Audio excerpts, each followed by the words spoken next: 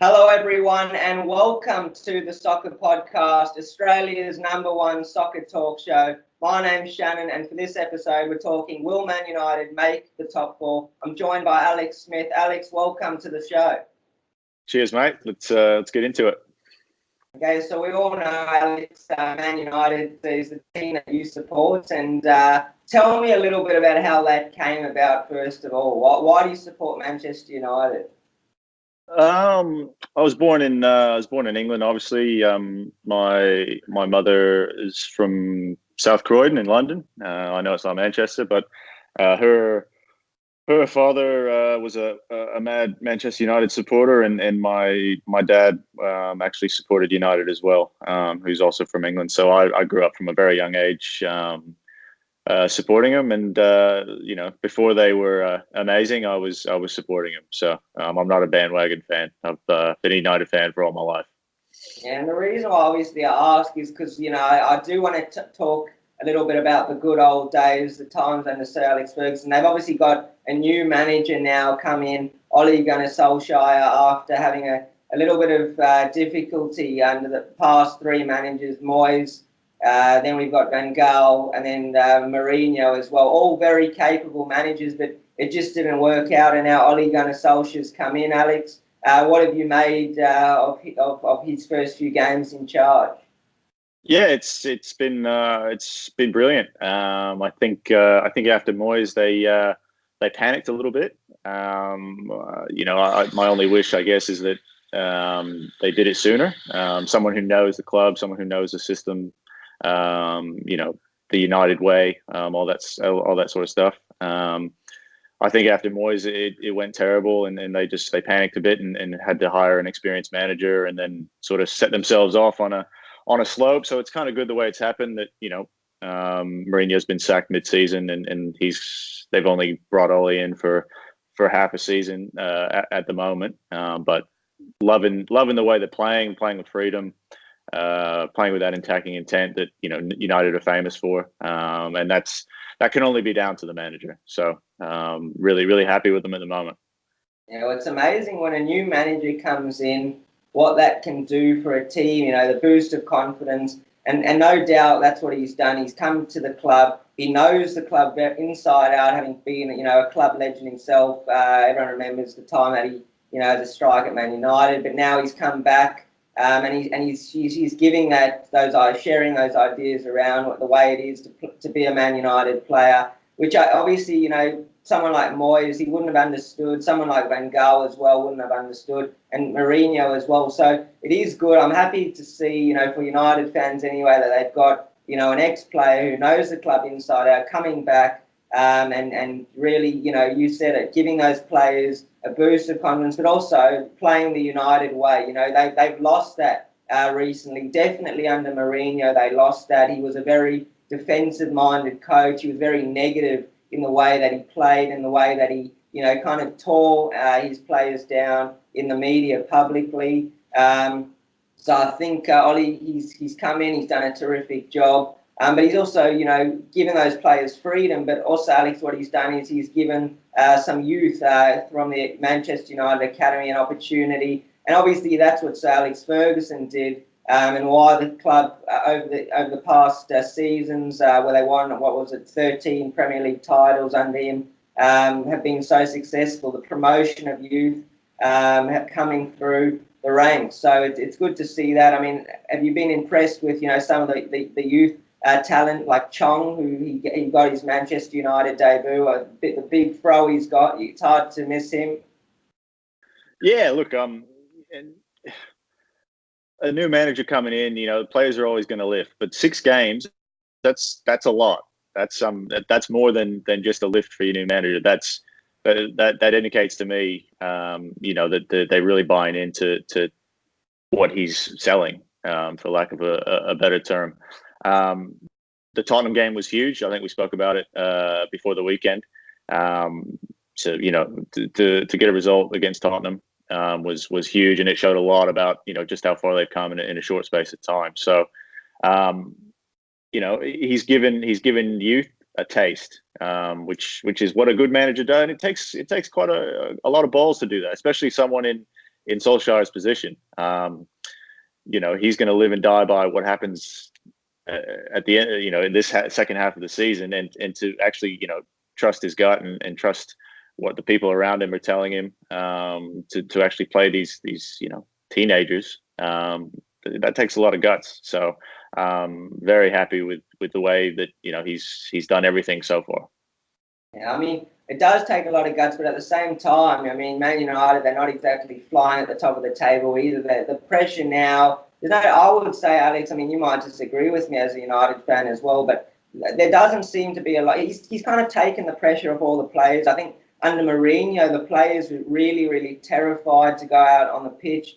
I don't know if that was just, to do with Mourinho's man management or, in terms of the style of play and the tactics, whether the players, they just it was a different system, and they were literally scared and on the field, and you could see that when they stepped out on the pitch. I think what Solskjaer's done right is he's just kind of obviously given them that confidence, the freedom to play, but as well he's kind of taken the pressure off, I think, a little bit. And now he's only the interim manager, so of course he wants to do well for himself, and yes, giving youth will be important, and it does take balls, like you said. But I just feel like with how far down the table they are, what are they in 6 now? I think, there's not too much pressure on them. There'd be a lot more if they were higher up the table. But let's talk a little bit about that. Now the games that they played, they were games that Man United would expect to win. They beat Huddersfield, they beat Newcastle United. But then the real test, obviously, Alex, was against Tottenham. And I have to admit, I thought that's where they were going to come unstuck. So it was definitely a big result for Manchester United against Tottenham. Yeah, for sure. It just like I said earlier, it just shows that they're actually they actually are behind him. They haven't just lifted because the old grouch Mourinho was gone and they didn't have to worry anymore. That's 6 games on the bounce. That's impressive, no matter which way you look at it. But I think Ole's under a lot of pressure, and that would be he would put himself under a lot of pressure, because who wouldn't want to coach Man United? So this is basically his job interview. So the way he's been able to deal with the media, deal with all that sort of stuff, take the pressures, take it all out of of the players' minds and put it on himself, but at the same time keep that internal. Mourinho struggled with that quite a lot. You could see the pressure building, and he was quite outward with. He was on the offensive, whereas Ole's very, softly spoken, and he just sort of does his thing and gets on with it, much like Ferguson used to do, unless he had to, step up and defend his players. So. Tottenham was a massive game away from home. To come away with 3 points against a team that plays really good football and is doing really well this season was huge. Yeah, do you worry as a United fan that this effect that Solskjaer's having on the players is going to rub off? We all know when a new manager comes in, they for example, let's say at Fulham with Ranieri coming in, no doubt those players. Were very down at one stage under Jokanovic, but then Ranieri, with all his experience, comes in, the Premier League winner, managed some big clubs, Juve, Inter, Roma. That would have given the players a lift. But I mean, are you worried as a United fan that this is going to start to rub off now? Or wear off rather? I think maybe after a game or two, I think I maybe was, but. After that result on the weekend, like I said, I just think, 6 games that's a lot of games to win on the bounce, and against a quality team like Tottenham on the weekend, I think, it's obviously gonna, he's not going to win every game. I mean, I'm not delusional, like some fans are, but if it comes unstuck, then we'll get a different side of Solskjaer, and we'll see how he deals with, I think that's probably going to be where he passes his job interview or not, is when United do lose or do suffer a result that, maybe wasn't expected, in how he deals with it, and how they deal with it the next game. Can he keep that same attitude, even though they've lost the game or drew a game. Can he keep that same attitude, that same freedom going into the next game after that? I think that's where that's what I'm interested to see going forward. I'm glad you're realistic because I've spoken to other Man United fans and they seem to think that they're out of the woods, that they've turned the corner. I still think that this is a club that's got a lot of issues structurally. I think that they're a club, no doubt, in transition. You and I both realise that, and it's going to take a long time before we see Man United potentially winning the Premier League again, or at least playing the football like they did when they won games pretty comfortably.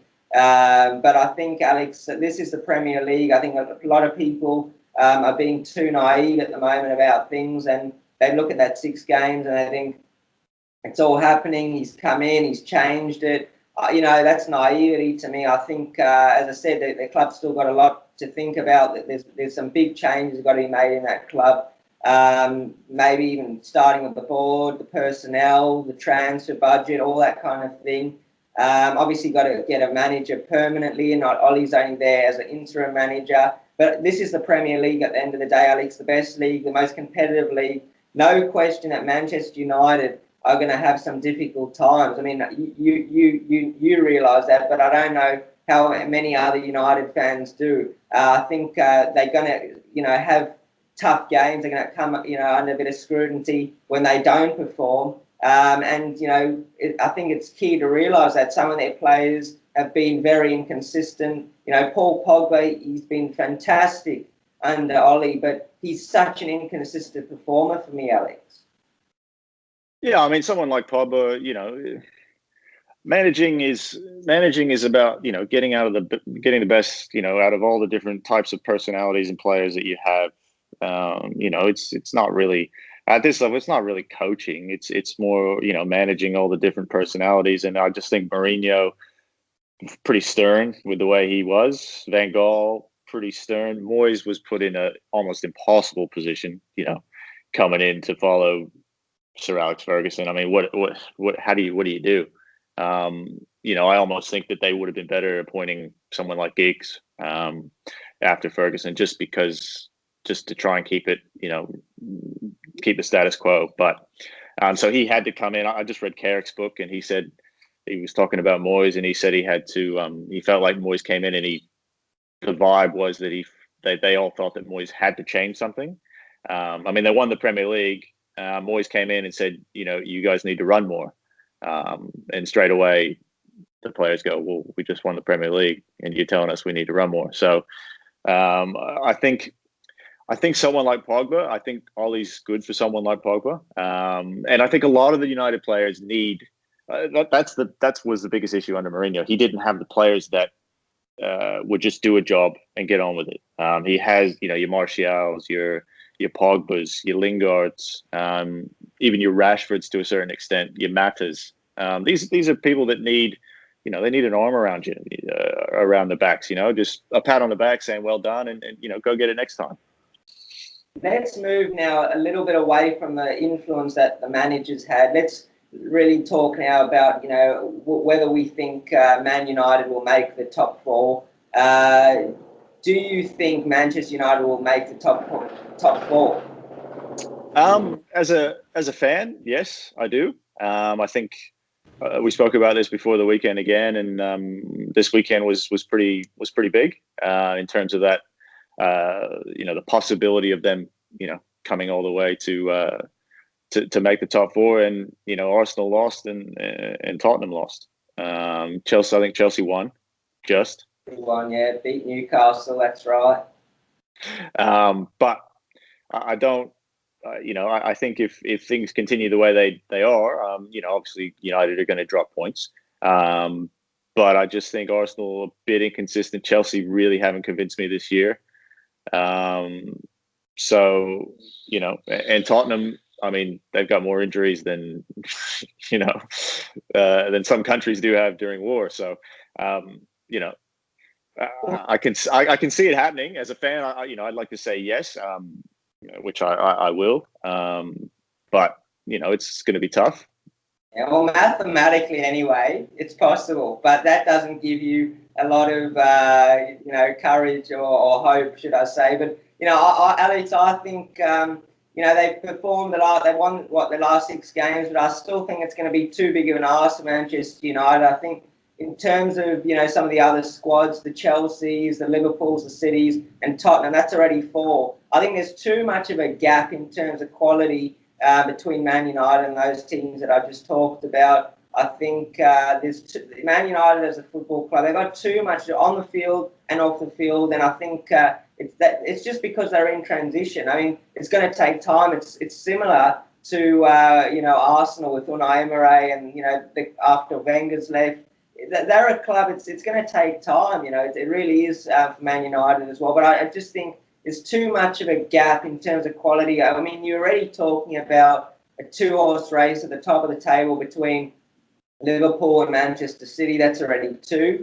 And then you've got Tottenham, who pretty much until they played Man United were flying, and now they've got that injury to Kane, who I hear is out for maybe 1 to 2 months. So, maybe that's an opportunity for United to maybe just creep in. But then you've got Chelsea as well, Alex, who I still think will make the top 4. I think Chelsea, after Tottenham, will finish 4th because they started the season so brightly. And now Higuain's arrived. They've got a striker as well to add to the quality in their team, So with Hazard, that's going to free him up to play in his more natural position. So I just think it's going to be, difficult for Manchester United to creep into the top 4. And I just think, let's talk generally now as well about some of the players. I mean, I'm of the view, Alex, that these Man United players are just simply not good enough. I mean, yes, they've got bags of quality, but I would say that they are at Manchester United in that jersey rather based on potential. You look at Pogba, he hasn't hit the heights. Some people say he's a world-class player. I don't think he is. I think he's got a lot of room to grow. Someone like Anthony Martial, bags and bags of potential. He's been Man United's best player this season, but still not a world-class player. I mean, look back to Man United under Ferguson. That whole team and even the depth on the bench with Ji-Sung Park, Mr. Reliable, he couldn't even get a game. Sometimes, that's the depth and the wealth of talent they had in the squad. Now I look at that team and I look at obviously De Gea, who's a top world-class goalkeeper. He's been up and down in terms of form. Obviously, he had a great performance against Tottenham. But then you look at that back 4 with Lindelof. He looks shaky. Smalling's never really. He's signed a new contract a couple of months ago, but he's never a Vidic or a Ferdinand. A lot average. Shaw's, again, another player based on potential. The midfield, Sanchez is really, really struggling. Mats is a top player. But apart from that, Alex, the players, in my opinion, wearing that United jersey, and tell me if you agree or not, they're just not good enough. I mean, comparing anything to, your Beckhams, Giggs, Scholes, people like that, I don't think we're ever going to see anything like that again. So, that was a team that won the Premier League, 10 times, and most times by, a decent margin, 10, 12 points every time they won it. So, if we're talking about making the top 4, I don't see a massive gap in quality between any of them, really. I think City are the best team in the comp, and they have the most talented roster. But the next 4 or 5, I would playing to their potential. I mean, if Sanchez turns into anything like he was at Arsenal, I mean that straight away turns United into a top 4 team. And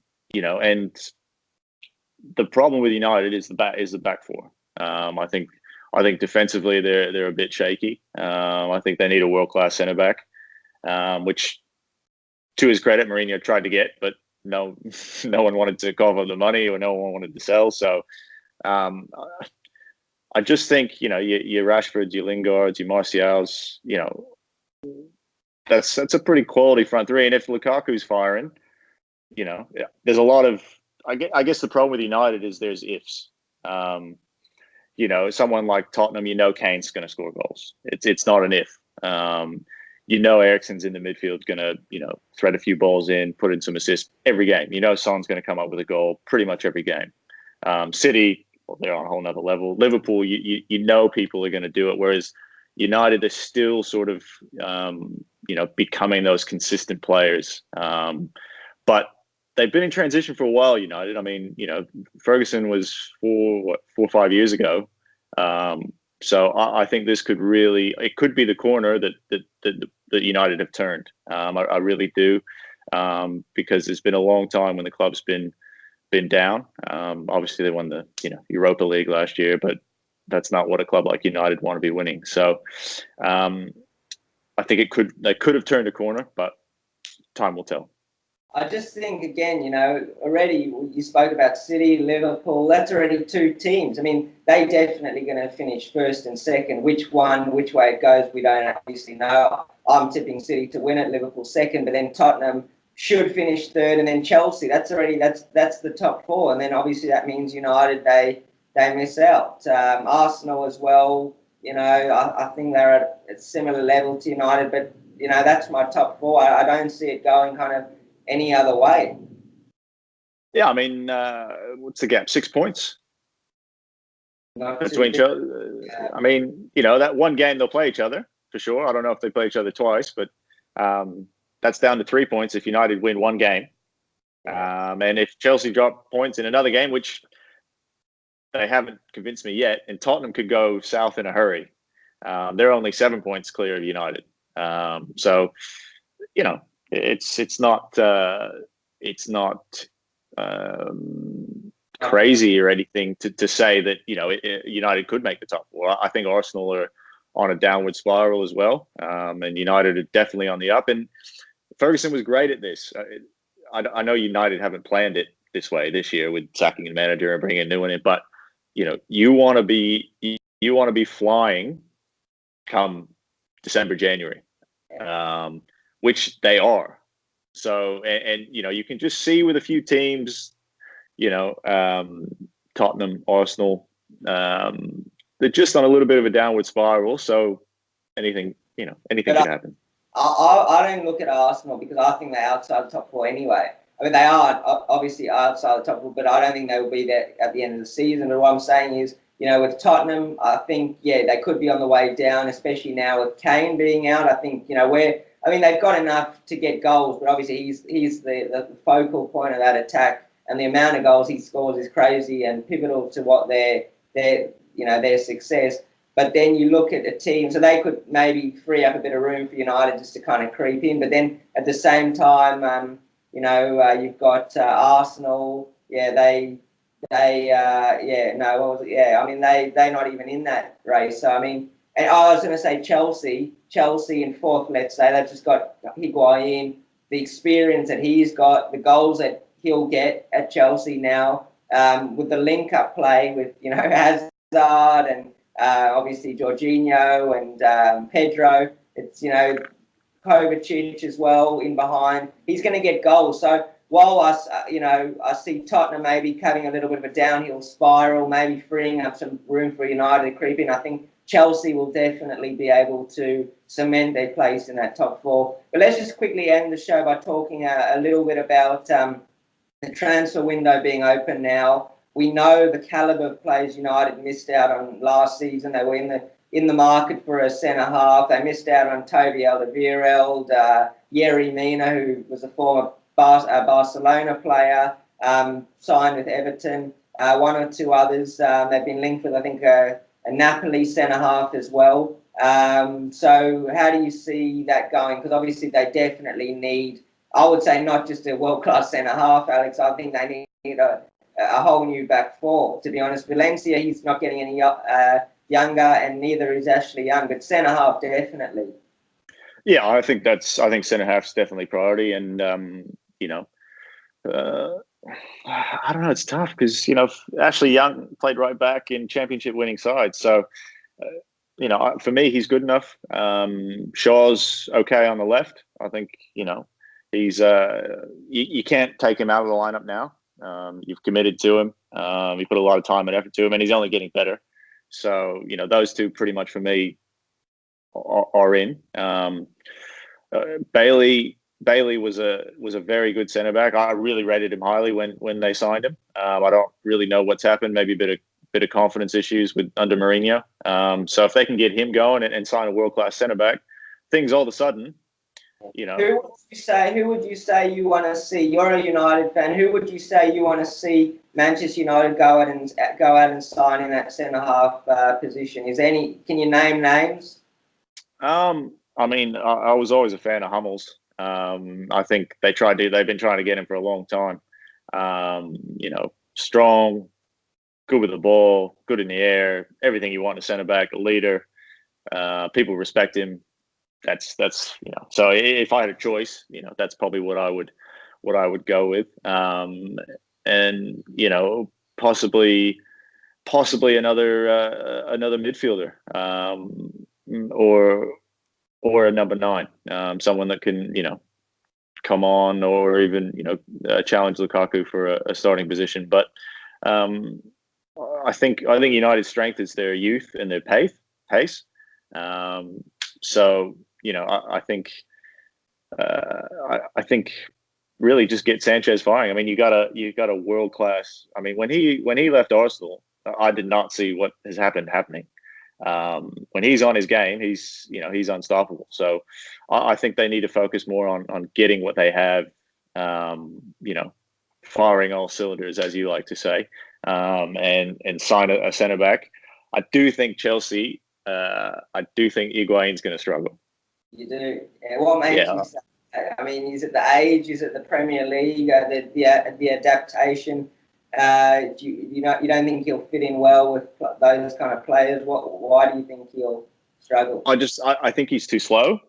I think he's suited to Italy, where he always does well. Obviously, his first stint with Tottenham didn't go very well. I think he'll struggle with the pace of the game. Granted, he'll be with Chelsea this time, not Tottenham. So he will get more chance. I don't know if he's. It seems a little bit panicky to me from Chelsea. Well, it is. I mean, you've heard my thoughts. We've said it so many times about Chelsea. They need that strike. Alex Morata, simply not good enough. He looks like he's on his way out to Atletico Madrid. That's the rumours. But thank God for that. We won him out. Didn't want him to come to the club when we signed him. But Higuain, I'd rather have an overweight player, because he is a little bit overweight. In my opinion, I think I'd rather have that and a world-class Gonzalo Higuain than a Alvaro Morata or even a Giroud. I mean, Morata has been shocking. Giroud, he's more effective, but doesn't get enough goals. I think what we're getting at Chelsea now with Higuain is that world-class striker. But yeah, I tend to agree with you. We'll have to see how this plays out, because the Serie A, obviously, you're right. I mean, it is known to be more tactical, and it is obviously slower than the Premier League, which is obviously end-to-end counter-attacking.